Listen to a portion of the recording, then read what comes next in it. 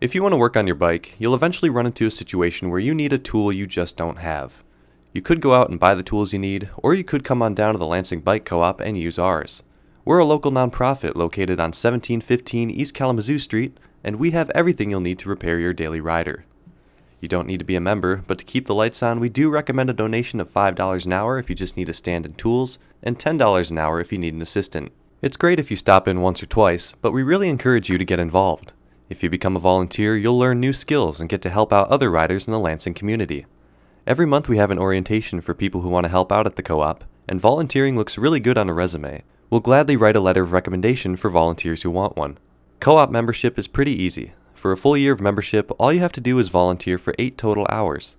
If that sounds like too much, you can also just do 3 hours and make a donation of $25. Besides unlimited use of the workshop, members get to vote at the monthly co-op meetings. Members and volunteers also get 50% off all our used parts, which includes the bits we take off donation bikes, such as brakes, shifters, seats, and derailleurs, as well as some nicer items we keep up front. Also, if you decide you need some tools or parts for yourself, members and volunteers can get those for cost plus 10% through our supplier. If you want to build up your collection of bike tools, this is a really convenient and quick way to do it.